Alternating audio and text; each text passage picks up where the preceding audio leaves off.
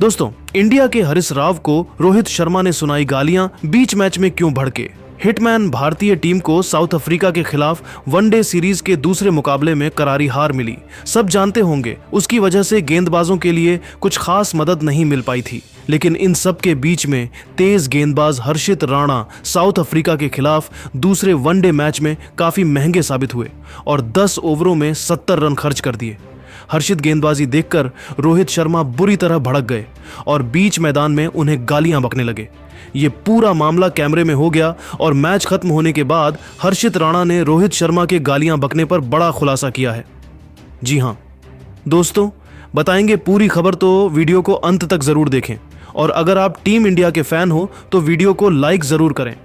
दोस्तों, रायपुर के शहीद वीर नारायण सिंह स्टेडियम में आज दूसरे वनडे की शुरुआत से ही माहौल बिजली सा गूंजने लगा। जैसे ही दोनों टीमें मैदान पर उतरी, दर्शकों के शोर ने ऐसा माहौल बनाया कि मानो पूरा रायपुर क्रिकेट की धड़कन पर चल रहा हो। भारत की ओर से उम्मीदें बहुत ऊंची थीं, क्योंकि पिच बैटिंग के लिए शानदार दिखाई दे रही थी। हल्की घास, थोड़ा उछाल और गेंद बल्ले पर ऐसे आ रही थी जैसे किसी ने बैटिंग प्रैक्टिस के लिए परफेक्ट विकेट तैयार कर रखा हो। इस पिच को देखकर हर किसी ने कह दिया आज रन बरसेंगे, लेकिन दक्षिण अफ्रीका ने टॉस जीतते ही गेंदबाजी चुन ली। एक ऐसा फैसला जिसने भारत को शुरुआत में जरा चौंकाया, पर भारतीय बल्लेबाजों ने जल्द ही बता दिया कि आज स्कोरबोर्ड चलने वाला है, रुकने वाला नहीं। शुरुआत हुई रोहित शर्मा के छक्के से। नदरे बर्गर की गेंद थोड़ी फुल थी और रोहित ने बिना सोचे एक जोरदार पुल फ्लिक खेलते हुए मिड विकेट के ऊपर से छक्का जमा दिया। भीड़ एक झटके में पागल हो गई। एक अगली ही गेंद पर उन्होंने पॉइंट की दिशा में चौका काट दिया, लेकिन बर्गर ने अपने अनुभव का इस्तेमाल करते हुए तेज बाउंसर डाली और रोहित पुल करते हुए डी कॉक को कैच दे बैठे। छोटा कैमियो था, लेकिन रफ्तार सेट हो गई थी। इसके बाद यशस्वी जायसवाल ने धैर्य और क्लास दोनों दिखाया। उन्होंने मार्को जैनसन पर जो छक्का मारा, फ्रंट फुट पर आकर मिड विकेट के ऊपर से, वह एकदम स्कूल बुक शॉट था। यशस्वी ने 22 रन बनाए, लेकिन जॉनसन ने उनकी गलती पकड़ ली और उन्हें आउट कर दिया। भारत 62 पर 2 विकेट पर था और यहीं से मैच ने अपना असली रूप धारण किया।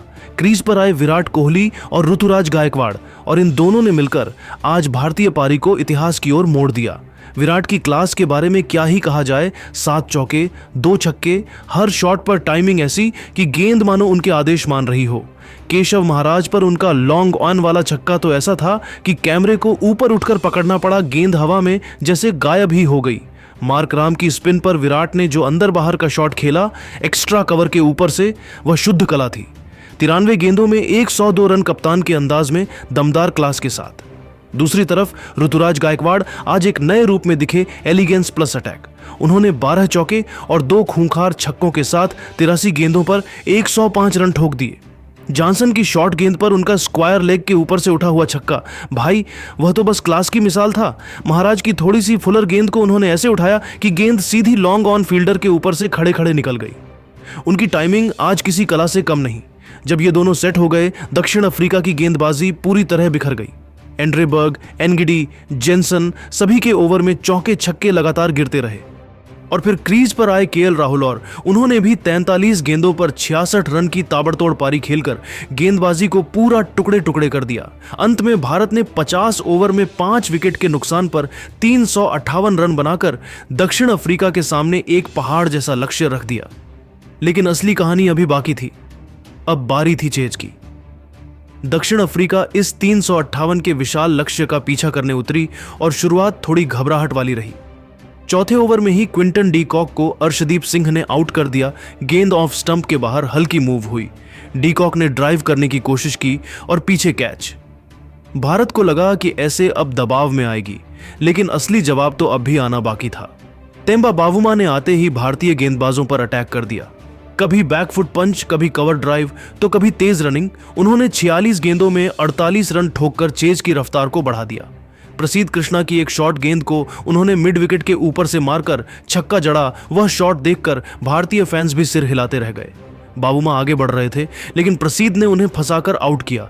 असली तूफान आया एडन मार्करम के रूप में। मार्करम आज किसी दूसरे ही स्तर पर थे। क्या बैटिंग, क्या टाइमिंग, क्या स्ट्रोक प्ले। उनकी 110 रन की पारी में 8 चौके और 6 छक्के शामिल थे। उनका पहला छक्का अर्शदीप पर सीधा लॉन्ग ऑफ, इतना क्लीन कि गेंदबाज बस पीछे मुड़कर देखता रह गया।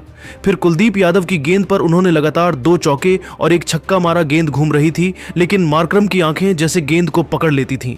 उनका साथ दिया डेवॉल्ट ब्रेविस ने 34 गेंदों में 54 रन और उस पर 4 चौके 3 छक्के। उनका छक्का जो उन्होंने जडेजा की गेंद पर लॉन्ग ऑन के ऊपर से मारा, डरावनी टाइमिंग। ब्रेविस और मार्करम ने मिलकर भारत की गेंदबाजी को लगभग खत्म कर दिया। दोनों ने बीच के ओवरों में ऐसा अटैक किया कि 200 रन सिर्फ 29 ओवर में बन गए। फिर आया वह मोमेंट जब लगा भारत वापसी करेगा। हर्षित राणा ने मार्करम को 110 पर आउट कर दिया, लेकिन दक्षिण अफ्रीका रुकी नहीं। टोनी डे, जॉर्जी और जॉनसन ने मिलकर रफ्तार बनाए रखी। जडेजा, कुलदीप, अर्शदीप, किसी पर भी कंट्रोल करना आसान नहीं था, क्योंकि दक्षिण अफ्रीका लगातार रन बनाता रहा। 45 ओवर पूरे होते होते स्कोर था 6 विकेट के नुकसान पर 327 रन बना चुका था और यहां से जीत करीब लग रही थी।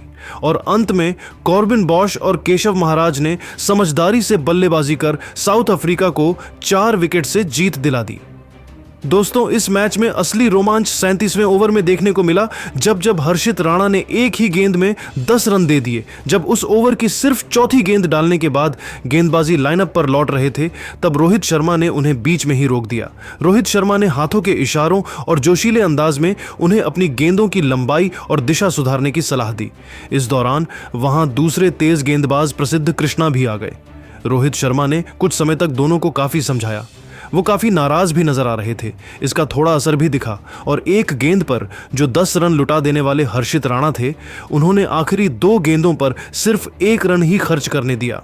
हालांकि इसके बाद भी ओवर में 16 रन बने।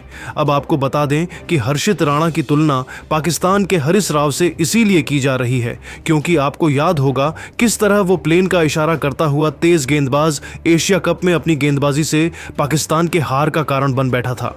उसी तरह सोशल मीडिया पर कई लोग हर्षित राणा को इंडिया का हैरिस रफ इस समय कह रहे हैं और जिस तरीके से हर्षित राणा ने गेंदबाजी की, कहीं ना कहीं रोहित शर्मा उस पर भड़क उठे थे और रोहित शर्मा सलाह दे रहे थे कि जिस लेंथ पर हर्षित राणा गेंदबाजी कर रहे थे उसमें कुछ सुधार लाया जाए। लेकिन मैच के बाद रोहित की डांट और गालियां सुनने के बाद हर्षित राणा ने खुलासा। उन्होंने हंसते हुए कहा, हाँ रोहित, भाई ने मुझे डांटा और गालियां दी। रिपोर्टर के पूछने पर रोहित ने क्या कहा तो हर्षित ने हंसते कहा, वो मैं यहां नहीं बता सकता। हर्षित के ऐसा कहते ही सब हंसने लगे।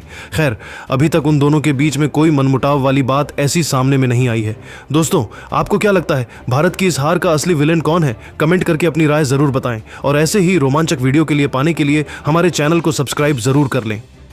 दोस्तों, विशाखापट्टनम क्रिकेट स्टेडियम में आज ऐसा माहौल बना कि लगा मानो पूरा शहर क्रिकेट के जश्न में डूब गया हो। साउथ अफ्रीका के खिलाफ तीसरे वनडे की शुरुआत होते ही भारतीय बल्लेबाजों ने जिस अंदाज में खेलना शुरू किया, उससे साफ हो गया कि टीम इंडिया आज किसी खास मिशन पर उतरी है। हर शॉट में आत्मविश्वास, हर चौके में क्लास और हर छक्के में टीम इंडिया की जबरदस्त ताकत नजर आ रही थी। अफ्रीकी गेंदबाज कोशिश तो करते रहे, लेकिन भारतीय बल्लेबाजों की रफ्तार और लय ऐसी थी कि उसे रोकना किसी के बस की बात नहीं थी। स्टेडियम में भारत भारत की गूंज लहरों की तरह फैलती रही और हर रन के साथ दर्शकों का जोश और बढ़ता गया। पूरा रायपुर तालियों, शोर और उत्साह से भर उठा था। रन लगातार बोर्ड पर चढ़ते जा रहे थे, शॉट्स चारों दिशाओं में उड़ रहे थे और हर ओवर यह साबित कर रहा था कि आज का दिन पूरी तरह टीम इंडिया के कब्जे में है। तो दोस्तों, इस वीडियो में हम आपको बताएंगे कि किस तरह भारतीय बल्लेबाजों ने अफ्रीकी गेंदबाजी पर दबदबा बनाया, कौन कौन से खिलाड़ी चमके, कितने बड़े शॉट लगे और भारत ने अंत में स्कोरबोर्ड पर कितने रन जमा किए। लेकिन आगे बढ़ने से पहले एक छोटा सा सवाल, क्या आपको लगता है कि टीम इंडिया इस वनडे सीरीज में साउथ अफ्रीका को हरा पाएगी है? अपनी राय कमेंट में जरूर लिखें और अगर आप सच्चे भारतीय फैन हैं तो वीडियो को लाइक करना मत भूलिएगा।